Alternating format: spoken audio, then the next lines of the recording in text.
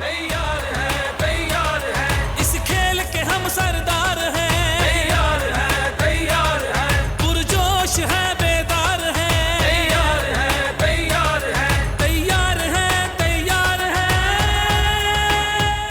अस्सलाम वालेकुम जी। वर्ल्ड कप क्रिकेट हंगामे सनसिल्क वर्ल्ड कप क्रिकेट हंगामा में खुश आमदीद। It is presented by Panther tyre, powered by Spark smartphone, shine with Sparks, and of course brought to you by ज़मीन.com। हर पता हमें पता है। Let's say hello to the partners in crime, Abdul Rauf साहब and the legend Saleem Malik साहब। मुझे हिकमत अमली समझनी है, मुझे समझना 93 रन से पाकिस्तान को शिकस्त हुई है। We are definitely now out. कोई मैथमेटिकल कैलकुलेशन अब अप्लाई नहीं हो सकती। Pakistan is out of the race in the semifinal. In fact as we speak कल सुबह पहली फ्लाइट जो है 8:55 पे वो पाकिस्तानी खिलाड़ियों को लेकर वहाँ से रवाना होगी और आखिरी फ्लाइट कल 8:20 पर रवाना होगी, जो कल शाम को रवाना होगी। और मिकी आर्थर जो है वो कुछ दिन दुबई के अंदर क़याम करेंगे। हसन जो है वो 22 नवंबर को वहाँ से निकलेंगे। So this is all. बाकी ये है कि इस वर्ल्ड कप में जो कारकर्दगी है वो पाकिस्तान की सबसे वर्स्ट रही है। 5 मैचेस पाकिस्तान इससे पहले किसी भी वर्ल्ड कप में नहीं हारा है। पाकिस्तानी बॉलर्स जो हैं उन्होंने 2385 रन इस टूर्नामेंट में कंसीड किए हैं। तो इन सब के बारे में बात करेंगे। बट एक बात मुझे समझनी है, वो कौन सी हिकमत अमली थी जिस पे आज हम चल रहे थे। मैं आज सलीम भाई, मैं ना रऊफ से पूछता हूँ ये वो मुझे ये समझना है एज ए लेमन कि ये कौन सी हिकमत अमली। मैच तो हम वैसे भी हार गए, ठीक है, और मैच अगर हम अग्रेसिव खेलते तब भी हार जाते शायद, ठीक है।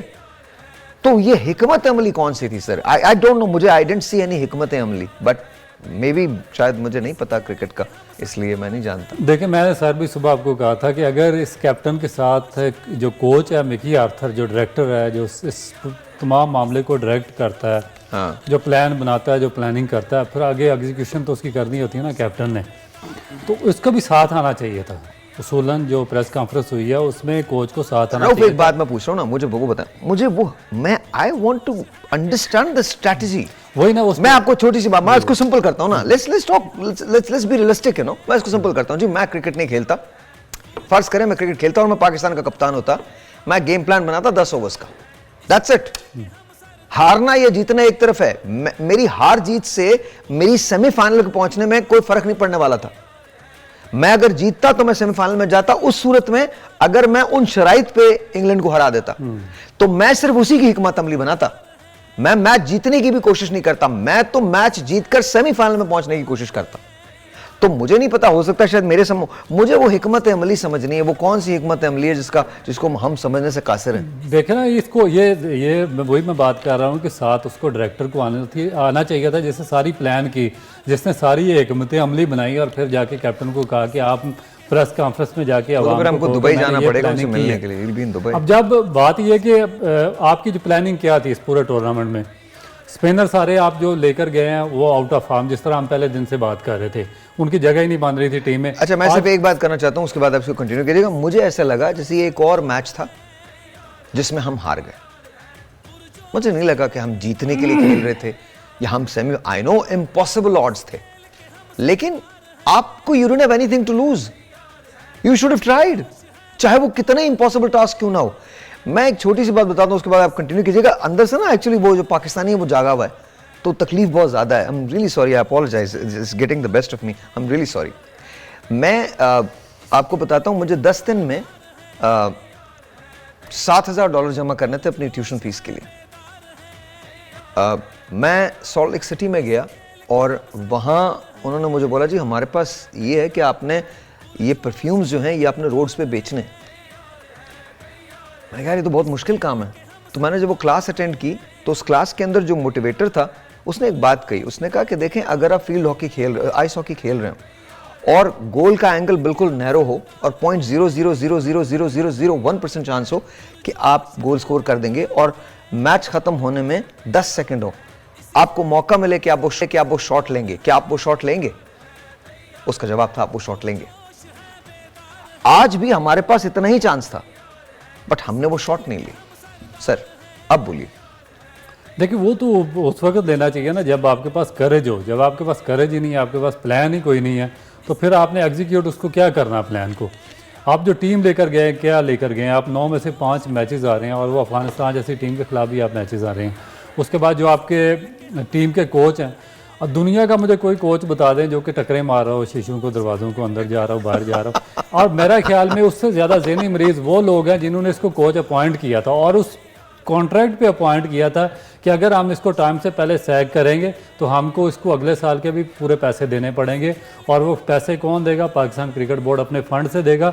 वो पाकिस्तान क्रिकेट बोर्ड अपने फ़ंड से देगा जिसके लिए एक बच्चों के लिए ग्राउंड बनाने के पैसे नहीं हैं, जिसने ना लाहौर में कोई स्टेडियम बच्चों के लिए ग्राउंड बनाया, ना उकाड़ा में बनाया, ना फैसलाबाद में बनाया, ना कराची में, ना हैदराबाद में, ना सक्खर में, ना इस्लामाबाद में, ना पेशावर में, किसी जगह पे भी। और वो इस कोचिंग स्टाफ पे करोड़ों और करोड़ों रुपया ज़ाया कर रहा, और आगे से वो रिजल्ट क्या दे रहे हैं? ना उनकी कोई प्लानिंग कर रहे हैं, ना वो टीम सिलेक्शन कर सकते हैं, ना वो पाकिस्तान आकर कोचिंग कर सकते हैं। वो ऑनलाइन कोचिंग कर रहे हैं बाहर यूरोप में बैठकर पाकिस्तान की टीम की। और जब मेगा इवेंट होता है उससे 2 दिन पहले आकर वो पाकिस्तान की टीम को ज्वाइन करते हैं। और उनको इतना बड़ा कॉन्ट्रैक्ट दिया हुआ, पाकिस्तान की तारीख का सबसे बड़ा कॉन्ट्रैक्ट उन्होंने दिया हुआ। तो जब आप पैसे का इस तरह से ज़िया करेंगे, इस तरीके के लोग आप पाकिस्तान क्रिकेट बोर्ड में लाएंगे जो कि ऐसे लोगों को अथॉरिटी देंगे, ऐसे लोगों को वो कोचिंग स्टाफ में डालेंगे, तो फिर उसका एंड रिजल्ट यही निकलेगा जो हम भुगत रहे हैं। पूरी पाकिस्तान की 24 करोड़ आवाम भुगत रही है और हम और आप गुस्सा कर रहे हैं यहाँ पर बैठ कर। नहीं सिर्फ अगेन आपने हिकमत अमली नहीं बताई, मैं जानना चाह रहा ये हूँ। सलीम भाई मेरी तो समझ से सर कंप्लीटली बाहर है कि क्या है। ये बस ये जवाब है, ये जवाब है, मेरी भी सलीम भाई समझ से शायद बाहर बता है। दें। सर सलीम भाई आप रोशनी डालें, उसके बाद ये झलकियां दोबारा चलाइएगा। इसमें मैं 1-2 चीजें पॉइंट आउट करना चाहता हूँ सर। सहर भाई मेरा ख्याल है वो कहते हैं ना, जैसे अक्सर आप टीवी पे तकरीर सुनते हैं बेवकूफ़ बनाया जाता है लोगों को। हाँ बस ये वो हिकमत अमली सिर्फ बेवकूफ़ बनाना था।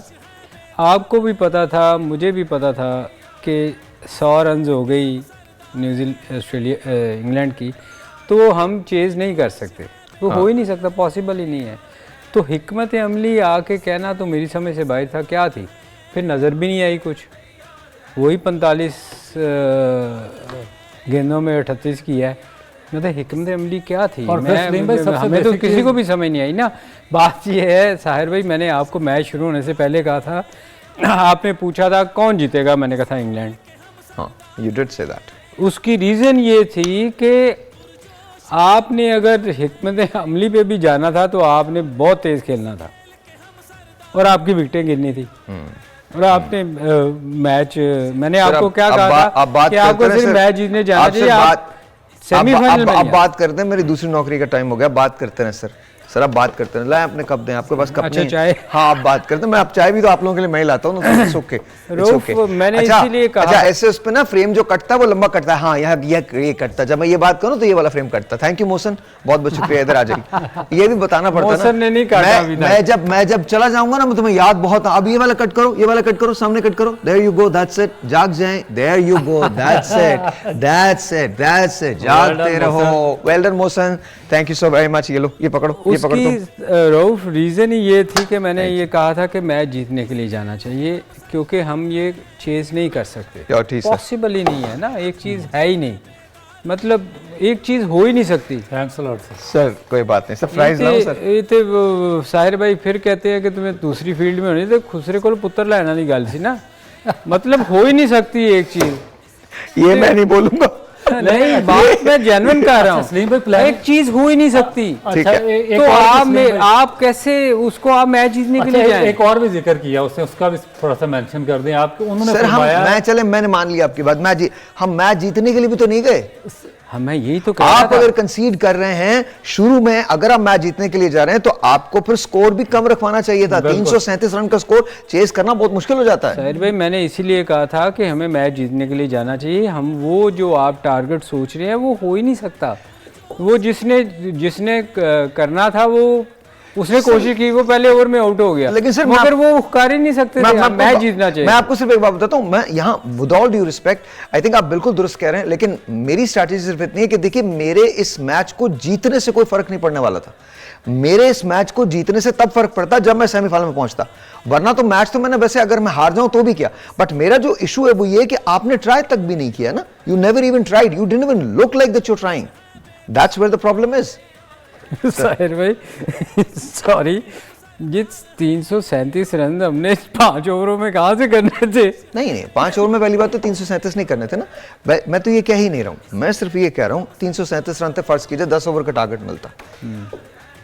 No, it doesn't matter, does not matter to me, does not matter. मैं 10 ओवर के, मैं 7 ओवर में पूरी टीम आउट कर जाए, कोई मसला नहीं, but you should try. You know, किसको बुरा लगना था if Pakistan would have played aggressively? किसको बुरा लगना था? ये मैच जीतने से आप पे कोई फर्क नहीं पड़ने वाला था। ये मैच कन्विंसिंगली आप सेमीफाइनल में जाते तब फर्क पड़ता, वरना तो it's a lost cause anyway. आप अब भी तो हार ही गए ना, और अब तो बिल्कुल नहीं लग रहा, आपके जितने भी जो निगल्स हैं वो सब एक्सपोज हो चुके हैं।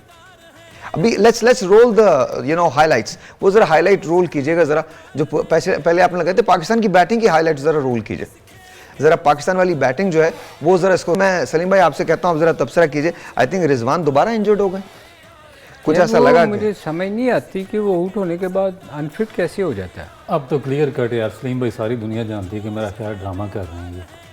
अब इस तरह थोड़ा होता है कि आप इतने अनफिट हो तो आप गए क्यों भाई? आपको हर मैच में क्रैम्प पड़ जाते हैं, हर मैच में आप अनफिट हो जाते हो, तो बस कर दें अब यार।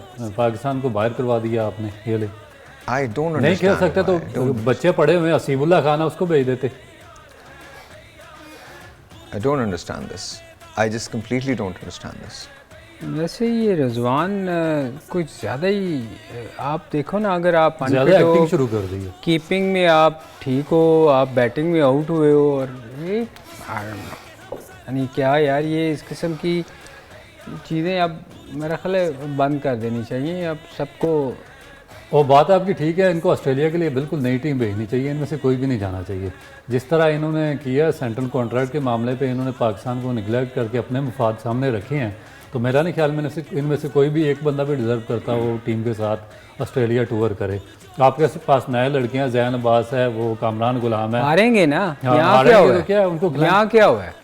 यहाँ भी आप हारे हो ना, तो मेरे ख्याल में जो जिनको आपका पाकिस्तान का ख्याल नहीं, ऑनेस्टली नई टीम जानी चाहिए। अच्छा मुझे बताएं टर्निंग पॉइंट आज, let's not worry about semifinal में। आप कह रहे हैं इम्पॉसिबल टास्क था, ठीक है बिल्कुल इम्पॉसिबल था, मैं भी मानता हूँ, वी डिडंट ट्राई। मुझे बताइए कि टर्निंग पॉइंट क्या था मैच का? रिजवान का आउट होना और अनफिट होना। on a serious note, what was it? छोड़िए इसको, what was it? ये टर्निंग पॉइंट क्या, इसमें क्या होना चाहिए? आपने स्कोर ही इतना करवा दिया था, मुझे तो कोई टर्निंग पॉइंट नज़र नहीं आता इसमें, टू बी ऑनेस्ट। आगा सलमान ने अच्छी कारकर्दगी दिखाई। आगा देखें, वो यंगस्टर है, आप इस टूर्नामेंट नए बंदे को आपने खिलाया, उसने अच्छा परफॉर्म। अच्छा सर, टर्निंग पॉइंट इसमें पता क्या, ये बेरिस्टो और जो रूट है ना, ये पिछले वर्ल्ड कप के शुरू से ही आउट ऑफ फॉर्म थे, स्कोर नहीं कर रहे थे। बेरिस्टो ने 59 किया 61 बॉल्स पर, और रूट ने 60 किया। ये असल टर्निंग पॉइंट था कि आपने एक आउट ऑफ फॉर्म जो दो बैट्समैन हैं जो अपनी वर्स्ट फॉर्म में स्कोर नहीं कर सके, वो दोबारा फॉर्म में आए और एक लंबा टारगेट उन्होंने सेट करने में मदद दी है। क्योंकि जिस तरह हम बात कर रहे थे, इनके पास एक ही प्लेयर थे जो कि स्कोर कर रहे। लास्ट मैच में सेंचुरी की है स्टोक्स ने, उसके बाद वॉक्स ने 50 की थी, उसके अलावा इनका कोई ऐसा बैट्समैन नहीं था स्वाय मिलान के जो स्कोर कर रहा था। अब जब रूट और बेरिस्टो ने स्कोर किया तो वो नीचे से स्टोक्स की हेल्प मिली, 337 रन करवा दिए। इनको चाहिए था कि जो इनके आउट ऑफ फॉर्म बैट्समैन है उनको अर्ली ऑन अटैक करते, प्रॉपर जगह पे बॉलिंग करते, जिस तरह बाकी कंट्रीज के बॉलर बॉलिंग कर रहे हैं। अच्छा, जब हम वापस आते हैं ना, एक ब्रेक लेते हैं, वापस आते हैं तो मैं आपसे पूछूंगा कि पाकिस्तानी बॉलर्स ने 2385 रन इस पूरे टूर्नामेंट में दिए हैं। That's a lot in 9 matches, that's a lot. तो will take a break, because Pakistan हमेशा इस बात के लिए जाना जाता है कि हमारी बॉलिंग साइड हमेशा बहुत स्ट्रांग रही है, वेदर इट्स स्पिन और फास्ट बॉलिंग तो स्पेशली, लेकिन इवन स्पिन में भी हम बड़े बेहतर रहे। तो एक ब्रेक लेते हैं, ब्रेक के बाद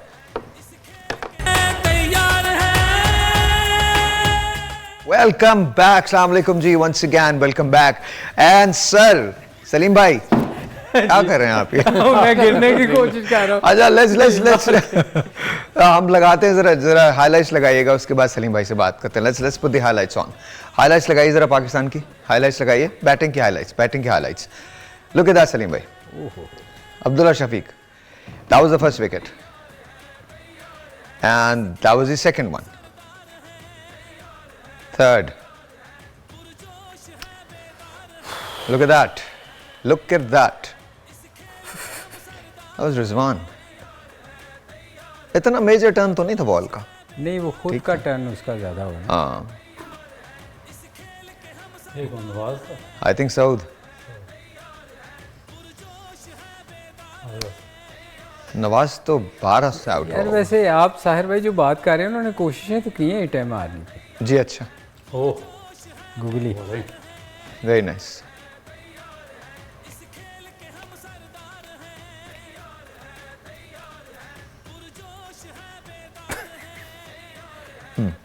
sir, what do you think went wrong with Pakistan batting? चलिए ठीक है जी, आप सेमीफाइनल में नहीं पहुंच सकते थे, मैच जीत सकते थे, तो 337 अचीवेबल था? नहीं There you go. नहीं था साहिर भाई। आप जो बात कर रहे हैं ना, आप ये कह रहे हैं कि हमें कोशिश करनी चाहिए थी। हाँ। और हार जाते अच्छा हैं। मुझे छोड़ें सर, मेरी बात होगी। मुझे सिर्फ ये बताएं, पहली बात तो ये 337 क्यों कंसीड किया हमने, पहली बात। दूसरी बात, अगर 337 कंसीड कर लिया था तो मैं बार बार आप ही की एक बात पे जाता हूँ। मैंने उस बात से बड़ा लर्न किया। मुझे लगता है अगर हम छोटी छोटी इनिंग्स को एंकर करें तो 50 ओवर तक अगर हम स्टे करें तो ऑटोमेटिकली हम एक बड़ा स्कोर करने में कामयाब हो जाते हैं। इसका बड़ा मुजाहरा ऑस्ट्रेलिया ने भी किया है, आपने देखा है। इसका बड़ा मुजाहरा न्यूजीलैंड ने भी किया है, आपने देखा है। और हमने भी किया है, ऐसा नहीं कि हमने नहीं किया, हमने भी स्कोर चेज किया है। सो क्वेश्चन इज, क्या चीज़ मिसिंग थी आज? देखें, हमने मेरे ख्याल स्टार्ट से ही हमारा स्टार्ट पूरा हुआ। फ़खर ने पहले बॉल पे, वो खेलता है एग्रेसिव है। मैंने आपको हमेशा कहा कि वो एग्रेसिव खेलता है, उसको इस चीज़ पे नहीं होता कि मैंने जाके सेट होना है। उसने कोशिश की कि इसको जितनी जल्दी 337, क्योंकि हम सेमीफाइनल में तो नहीं जा सकते थे, इसमें कोई शक नहीं। देखिए कुछ प्लेयर ऐसे आउट हुए हैं जिनको हम हमेशा कहते हैं कि अब अब्दुल्ला शफीक की ले लें, LBW है उसको। कुछ प्लेयर जो है ना, वो जब यहाँ जाते हैं ना तो वो स्टक कर जाते हैं। जब अंदर बॉल आती है ना तो उनका, हालांकि क्रिकेट में ऑटोमेटिकली आपका पाँव वापस आता है जब अंदर स्विंग होता है ना, बॉल इन स्विंग अंदर आ रही होती है, बेशक आप क्रॉस भी चले जाएं, मगर जो फंस जाते हैं ना यहाँ, फिर उनका पाँव, उनको समझ नहीं आती कि क्या करूँ, वो फिर LBW होते हैं। बहुत सारे लोगों को मैंने देखा है। नॉर्मली होता है कि जैसी स्विंग इन स्विंग होती है ना, आपका ऑटोमेटिक पाँव यूँ वापस आता है ताकि बैट से खेलें। और फिर जैसे वो आज रिजवान आउट हुए हैं, मतलब वो देखो ना, आप ऑफ स्पिन, आप सारी विकेट कीपर को तो सबसे आसान होता है पिक करना, और वो दूर वाली बॉल को उस दिन स्वीप मार के इधर से आउट हुए थे। आज वो फिर आउट होने के बाद गिर गए, फिर वही काम। वो मुझे समझ नहीं आ रही कि ये कौन सा तरीका है कि आप हिट मारने के बाद आपकी हैमस्ट्रिंग पुल हो जाए। ये काफ़ी हो चुका है मेरा ख्याल। अब रिजवान को इस चीज़ से थोड़ा सा परहेज़ करना चाहिए। बहुत सारे, और फिर दूसरा, बाबर 3 दफ़ा आउट हुआ है एक जगह पे। देखिए हम क्रिटिसाइज़ नहीं कर रहे, मगर चूँकि हो चुकी हैं ये चीज़ें, 3 दफ़ा इस जगह पे वो मिड विकेट मारते हुए आउट हुआ है। तो मेरा ख्याल वो इतना बड़ा प्लेयर है, हम इतनी तारीफ़ करते हैं। अगर कोई बंदा भी 1 या 2 दफ़ा आउट हो जाए, फिर उसको उस शॉट से एटलीस्ट नहीं खेलनी चाहिए, क्योंकि आपको नज़र आ रहा है कि मैं इस जगह पे मैं आउट हो रहा हूँ। स्पिनर से भी हुआ है, उसकी ये वीकनेस है शायद इधर, वो लोगों को अब शायद समझ आ रही है कि उसको जस्ट शॉट ऑफ लेंथ करते हैं वो इधर। तो मेरा ख्याल है उसको थोड़ा सा अपना इस शॉट को देखना चाहिए कि क्यों आउट। अच्छा रोबी, मुझे ये बताइए कि बॉलिंग 337 रन, पाकिस्तान का बॉलिंग अटैक अच्छा है, फास्ट बॉलर्स हैं। आज हसन अली वजन अवेलेबल, शादाब को उनकी जगह खिलाया गया। Again I don't think performance बहुत कुछ ऐसी है जो नोटेबल है या नोटिसेबल है। So what went wrong with the bowling? Bowling के साथ क्या हुआ? अच्छा, एक तो बेसिकली पाकिस्तान के जो बॉलर्स हैं उन्होंने इस पूरा वर्ल्ड कप हुआ इसमें बहुत ज़्यादा उनको रन्स कंसीड हुए। मेरा ख्याल है कि पाकिस्तान की हिस्ट्री में इससे 2385 इतने ज़्यादा रन्स पाकिस्तान के बॉलर्स को नहीं पड़े, क्योंकि और ये जो पिचेज़ हैं इंडिया की पिचेज़, ये क्योंकि पाकिस्तानी बॉलर्स को भी सूट करती है, क्योंकि वो हम यूज्ड टू हैं यहाँ पर ऐसी पिचेज़ पर खेलने के, और हमारे बॉलर्स हमेशा से ऐसी पिचेज़ पर सक्सेसफुल रहे हैं। इसकी वजह ये है कि वो एग्जैक्टली जानते हैं कि हमें कौन से चैनल पे बॉलिंग करनी है, कौन सी जगह पे बॉलिंग करनी है और पिच का यूज़ किस तरह करना है। इसमें जो हमारे बॉलर्स हैं वो तीनों शोबों में नाकाम रहे हैं। ना वो पिच रीड कर सके, ना वो चैनल पे बॉलिंग कर सके, और ना ही वो बैट्समैन को रीड कर सके। जिस बैट्समैन को आगे बॉल करनी थी उसको शॉर्ट ऑफ लेंथ करते रहे, जिसको एक्सटेंशन नहीं देनी थी बाजू की उसको एक्सटेंशन देते रहे। और ऑफ द टोज यानी कि वेवर्ड तो ये बॉलिंग क्या है? इल प्रिपरेशन है, इनएक्सपीरियंस है, ये लैक ऑफ स्ट्रेटजी है, क्या वजह क्या है इसकी? देखिए इसमें बेसिक जो उनके फॉल्ट्स हैं बॉलर्स के अंदर, उनमें थोड़े थोड़े बायोमैकेनिक फॉल्ट्स हैं जो कि दूर करने की ज़रूरत है, जो मैंने देखे हैं। Okay. क्योंकि हमारे बॉलर्स इस लॉन्ग फॉर्मेट के लिए तैयार नहीं है। अब जिस तरह सबसे मैं प्राइम एग्जांपल देता हूँ हारिस रऊफ की। अब एक बॉलर है जो साइड ऑन बॉलर है। साइड ऑन मीन कि जब आप बॉलिंग करते हैं तो आपका जो नॉन बॉलिंग ये लेग है, फुट है, ये पैरेलल जाती है बॉलिंग लाइन के।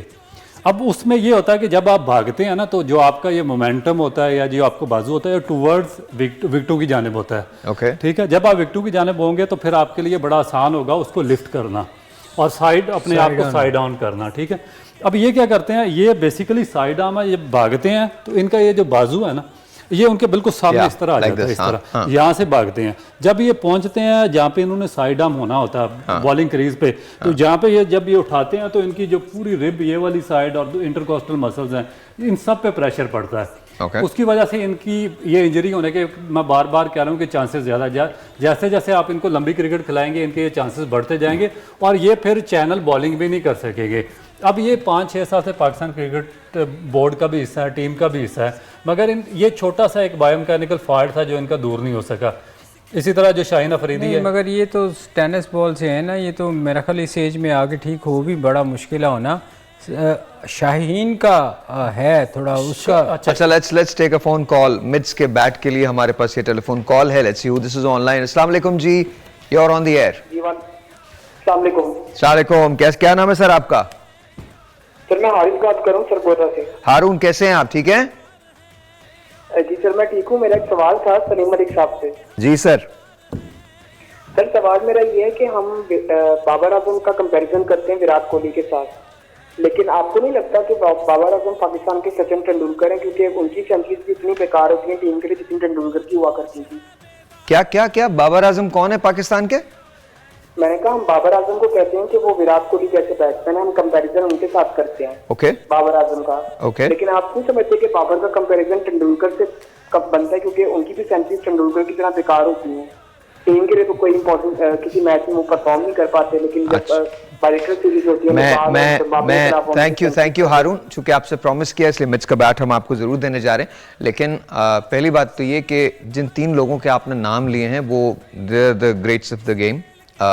सचिन तेंदुलकर, वेदर उनकी सेंचुरी से इंडिया को फ़ायदा हुआ या नहीं हुआ, दैट्स अनदर डिबेट, लेकिन उनकी ग्रेटनेस से या उनके ही वो में बहुत सारे लोग आज विराट अगर हैं तो उन्होंने भी सचिन को ही फॉलो किया है। ऐसा नहीं है कि उन्होंने फॉलो नहीं किया। दुनिया में बहुत सारे लोगों ने सचिन को देख के सचिन ने गावस्कर को देखा है, अपने जो उनके बड़े लोग हैं जावेद भाई हैं और बहुत सारे लोग हैं, मलिक साहब हैं, इन लोगों को देख देख के बहुत सारे लोग बनते हैं।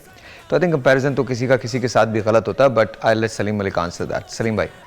नहीं, देखें तेंदुलकर को आप या उनकी बैटिंग को इस तरह नहीं कह सकते, बिल्कुल नहीं, क्योंकि वो दुनिया का देखे बहुत बड़ा प्लेयर गुजरा है और जब तक क्रिकेट का नाम रहेगा मेरा ख्याल ये दो विराट कोहली और वो जो हैं उनका नाम हमेशा लिया जाएगा। इवन बाबर हमारे बहुत अच्छा परफॉर्म कर रहे हैं, बहुत अच्छा। तो ये किसी को ये कहना कि बाबर की और उसकी मेरा कंपैरिजन नहीं आप किसी को कर सकते।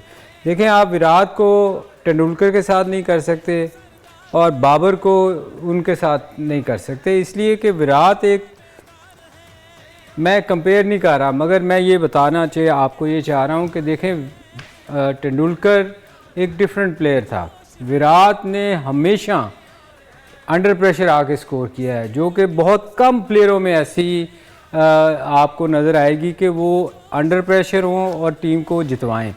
ये आप बाबर ले लें या तेंदुलकर ले लें या कोई भी बड़ा प्लेयर ले लें, हमेशा नाम उसी का होता है बड़ा जब वो अपनी टीम को जितवाता है।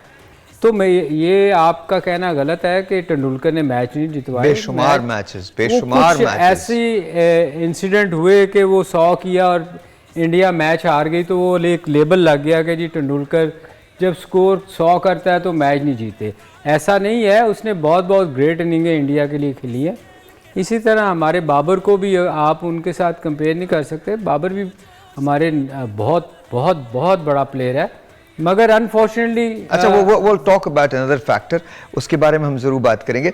बट एक बड़ी बात है, क्या बाबर को कैप्टनसी छोड़नी चाहिए और बैटिंग पे फोकस करना चाहिए? Because I think Babar is far more important than him being the captain of the side and you know not performing और अंडर परफॉर्मिंग। क्या लगता है आपको? देखिए, मेरा अपना ज़ाती ख्याल है कि एक होती है ना क्वालिटी होती है किसी चीज़ में, हर चीज़ में। बाबर जैसी क्वालिटी किसी दूसरी प्लेयर में नहीं हो सकती। अगर बैटिंग हमारे आप कंपेयर करें, इसी तरह कप्तानी की भी क्वालिटी होती है जो नज़र आती है कि आप जब लीड कर रहे होते हो, आप फील्ड प्लेसिंग कर रहे होते हो या किसी बैट्समैन को रीड करते हो, तो मेरा ख्याल जब आपके पास आप पे इतनी ज़्यादा रिस्पॉन्सिबिलिटी डाल दी जाए ना तो आप वो नहीं कर पाते। तो मेरे ख्याल में बाबर में कप्तानी वाला वो जो है ना एलिमेंट वो नहीं मुझे नजर आता। वो अभी हो सकता है बहुत आगे चल के पैदा हो जाए, मगर अभी थोड़ा सा मुझे लग रहा है कि बाबर उसमें लैग कर रहे हैं। और दूसरी बात, एक और बात मैं कहूँगा, प्लीज़ कंपेयर करना छोड़ें लोगों को लोगों से। Everyone has their own place, whether it's Babar, whether it's Virat or whether it's Sachin Tendulkar, everyone has their own place. तो कंपेयर करना छोड़ें, let's be adult about it. हम क्रिकेट खेले, हम बुरी क्रिकेट खेले, इस वजह से हम सेमीफाइनल के लिए क्वालिफाई नहीं कर सके। हमने बुरी बॉलिंग की, बुरी फील्डिंग की, बुरी बैटिंग की, कोई मसला नहीं है। अगर हमने उन गलतियों से सीख लिया है तो आगे आने वाले दिन अच्छे हैं, और हम फेयर हैं या मेरिट पे हैं तो आगे आने वाले दिन अच्छे हैं। और अगर हमने फिर भी कुछ नहीं सीखा और वही कुछ करेंगे जो हम पहले करते आएंगे, तो ऐसी लाख ट्रांसमिशंस हो जाएं, फर्क नहीं पड़ने वाला। ब्रेक जी। तैयार है। अच्छा, मोहसिन को शिकायत है कि हम उससे कम प्यार करते हैं, हम रफ़ी से ज़्यादा प्यार करते हैं, तो मोहसिन के लिए तालियां। प्यार रफ़ी से अच्छा बड़ा ये माइंड करता है उसका नाम। हाँ जी। अच्छा वो एक वाकया है जो बड़े मज़े का है। वो ये था, जब मैंने पहली गाड़ी खरीदी थी तो उसका फ्लोर नहीं था। शेवी नोवा थी, वो $100 में खरीदी थी, स्टूडेंट लाइफ थी, तो उसका फ्लोर नहीं था। तो उसमें फट्टे फट्टे लगा के तो उसका फ्लोर बनाया था हमने। तो इन्होंने एक वाकया उसी से मिलता जुलता मुझे सुनाया है, तो ज़रा वो थोड़ा सा लतीफ़ा सुना दें, क्या हुआ था? वो लतीफ़ा नहीं, ये हकीकत है। हाँ, सच्ची बात है। इंडिया में हम इंडिया में अक्सर बेनिफिट मैचेस खेलने जाया करते थे। आपको याद है, चौधरी सदीक साहब, इमरान खान उनको लेके जाते थे मैनेजर। तो उनके भाई थे नसीर, वो भी साथ जाते थे। वो भी साथ, वो उस वक्त टोला काफ़ी सारे जाते थे, काफ़ी सारे लोग जाते थे। नसीर साहब भी साथ थे। तो बड़े विटी किस्म का आदमी था ना, उससे चौधरी से भी आगे थे। चौधरी तो अखबार में लिखते थे ना, वो वैसे आपको पता ही है। तो वो ना, हम जा रहे तो दिल्ली में, हम वो मस्जिद हमारी है ना, वो जहाँ शॉपिंग वगैरह करने जा रहे थे। तो सुल्तान भाई जामा सुल्ताना, हाँ, जामा दिल्ली मस्जिद जामा के मस्जिद, करीब हमने जाना था। होटल से ताज समुंद्रा से हम निकले, तो ताज महल से, ताज पैलेस। तो हम लोग गाड़ी टैक्सी में ना रोकी, एक सरदार साहब टैक्सी में जा रहे थे, उसको रोका। तो सुल्तान भाई, मैं, आगा जाहिद साहब थे, चौधरी और उनके भाई नसीर। हाँ। तो वो गाड़ी में हमने ना, सरदार जी बैठे ना, तो हमने देखा वो दरवाज़ा पकड़ के बंद किया और उसको पकड़ के बैठना पड़ना था। और जो आप बता रहे हैं नीचे, वो वाकई कसम से नीचे ना हम डर डर के बैठ रहे थे, नीचे से रोड नज़र आ रही थी। तो उन्होंने उसको, नसीर साहब ने उनसे पूछा, सरदार जी सुनाओ, गुजारा किस तरह हो रहा है? वो कहते जी गुरु दी बड़ी कृपा है, दाल रोटी लभ ही रही है। वो कहता सरदार जी तो गोश्त की उम्मीद भी ना रखना। और सरदार को समझ ना आए क्या हो गया, सरदार जी तो गोश्त की उम्मीद ना रखना। अच्छा, गल है वे कि तुसी भी जो उम्मीद लगा के आप बैठे हुए थे, हाँ जी, आप 337 पे आप किस चीज की उम्मीद लगा के बैठे हुए थे? दाल रोटी की रखी ना, दाल रोटी भी नहीं मिली ना। असल तो मसला ये है। खैर चले जाने दे, छोड़े, वो तो जो कुछ हुआ हुआ। What is next for Pakistan cricket? कोई चेंज एक्सपेक्ट करते हैं पाकिस्तानी टीम में या बोर्ड में? कोई चेंजेस आएंगी? आनी तो चाहिए साहिर भाई, अभी भी नहीं आएंगी तो फिर कब आएंगी? अब आप देखें, आपका कौन सा लड़का ऐसा है इस टूर पे जो आपको नज़र आया हो? तो 4-5 लड़के तो हैं जो रेगुलर पाकिस्तान के लिए हैं। हाँ। उनके अलावा कौन सा प्लेयर आपको ऐसा लगा है जो? लेकिन अगर स्ट्रीम में टेस्ट सीरीज के लिए पाकिस्तान ऑस्ट्रेलिया जाता, ऑस्ट्रेलिया जब हैजलवुड है, मिचेल स्टार्क, पैट कमिंस, इनको खेलना पड़ेगा, तो आपकी बैटिंग लाइन क्या हो सकती है? सर ये तो सेकेंडरी क्वेश्चन है। पहला सवाल ये है कि who will be the next captain? Babar, Shaheen और सरफराज? मेरा ख्याल टू अर्ली बाबर को चेंज करना। बाबर को अभी चेंज, जब तक आप इसके रिप्लेसमेंट पे किसी को डेवलप नहीं करते उस वक्त तक आपने, क्योंकि 3-4 साल बाबर पे इन्वेस्ट किया हुआ है, तो जब तक आपने या तो आपने डेवलप किया तो ठीक है, आपको इसको फौरन चेंज कर दें। नहीं, what अगर बकौल आपके, मैं आपकी बात को कोट कर रहा हूँ कि या सलीम भाई जो कहते हैं कि बाबर कैप्टनसी के लिए मौजू शायद नहीं है, शायद वो उस तरह से कैप्टनसी नहीं कर पाते। ये तो मैं भी कहता हूं कि वो सही कह रहे हैं। तो बजाय इसके कि हम उसी को कंटिन्यू करें, अगर बाबर को, मेरे लिए बाबर एज अ प्लेयर बहुत इंपॉर्टेंट है, उसको मैं किसी तनकीद में खोना नहीं चाहता, उसको मैं किसी प्रेशर में लाना नहीं चाहता। मैं अगर चेयरमैन हूं तो मैं तो सिर्फ एक बात करूं कि Babar, you need to focus on Pakistan needs you. That's Babar जैसे प्लेयर बहुत कम पैदा होते हैं, बहुत कम पैदा होते हैं। लेकिन साहब इसमें एक और बात आ जाती है ना कि देखें कि क्या आप बाबर आपके पास सरफराज मौजूद है जिसने अभी कराची को कायद-ए-आज़म कप जितवाया है टेस्ट में, बिल्कुल। तो टेस्ट के अंदर आप उसको, मगर बात वही है कि आप पीछे क्यों जा रहे हैं? हाँ। आप आगे क्यों नहीं डेवलप कर रहे? ये पीछे वही देख नो, रहे I am just giving you an option. अब दैट्स फाइन, आप आगे डेवलप कर लें, शाहीन को कर सकते हैं, अब whoever।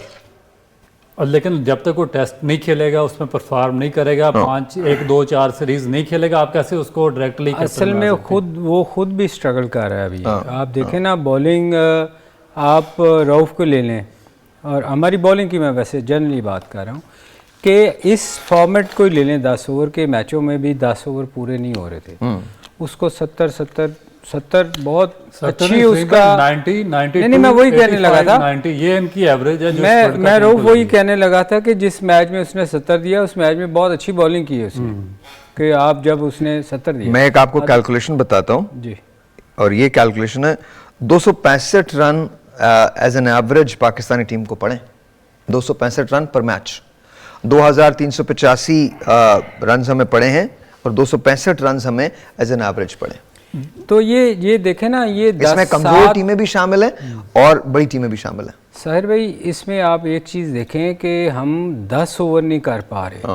5-6 ओवर के बाद क्रैम्प पड़ने शुरू हो जाते थे, क्योंकि 4-4 ओवरों की आदत पड़ी हुई है।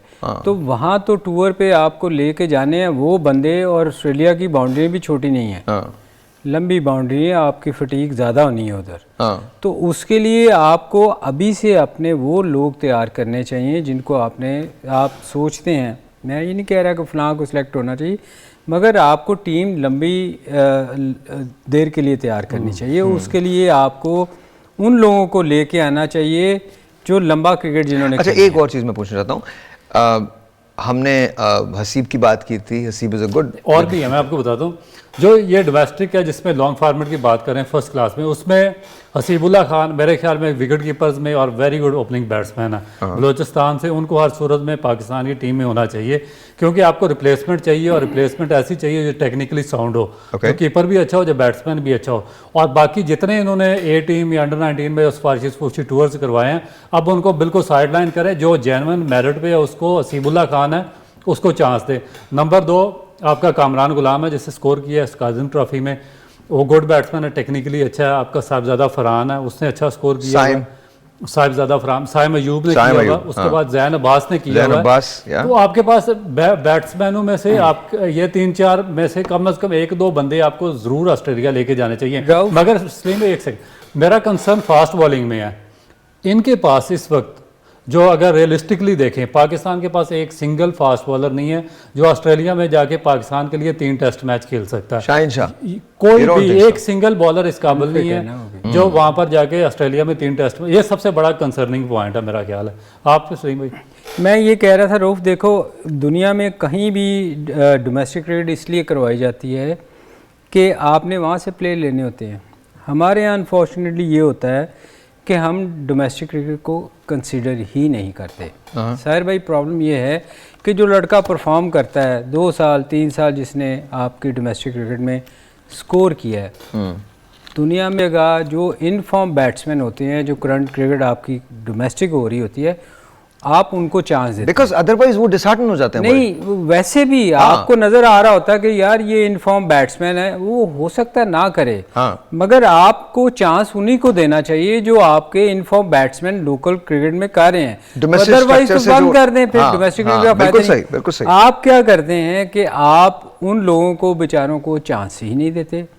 आप उन्हीं लोगों को लेके आते हैं जो आपके इर्द गिर्द सर्कल में घूम रहे होते हैं। मैं जो बार बार बात करता हूँ कि उनके अलावा आपको दूसरे बंदे नज़र ही नहीं आते। ये चीज़ जो है ना, ये हमारे यहाँ ख़त्म होनी चाहिए। जो परफॉर्म करता है, कोई भी हो, XYZ कोई भी हो, उसको पाकिस्तान टीम में होना चाहिए। और उसके लिए बात वही है कि स्ट्रॉन्ग बंदे होंगे तो ऐसा होएगा, जिसका इंटरेस्ट होएगा वो कभी वो उसको अपने के अलावा कोई नज़र नहीं आएगा, उसको नज़र आएगा साहिर भाई मेरा दोस्त है, इसको आना चाहिए। मैं बात को ना मैं डायरेक्टली पूछ रहा हूँ, आप चेंजेस देखते हैं आगे आने वाले? ये नहीं मुझे कहिएगा कि होंगे या नहीं होंगे, चेंजेस देखते हैं या नहीं देखते? मैं तो देखता हूँ। आप देखते हैं, आप देखते हैं, आप देखते हैं?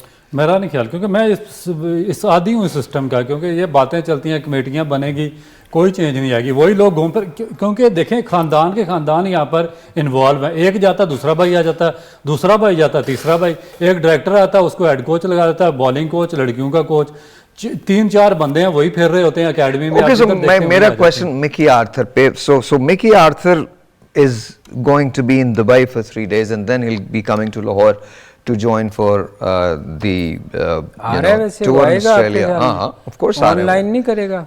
अब I don't know ऑनलाइन करेंगे नहीं इस करेंगे। परफॉर्मेंस के बाद मेरा ख्याल अगर वो वापस आता तो इंतहाई शर्मनाक चीज़ है उसका वापस आना। वो आ रहे हैं सर, आ रहे हैं, अभी आज खबर चली, नहीं, वो एयरपोर्ट पे कोई शीशा रह गया जिसको टक्कर देखो ना, मारनी कोई है। तरीका होता है आपका।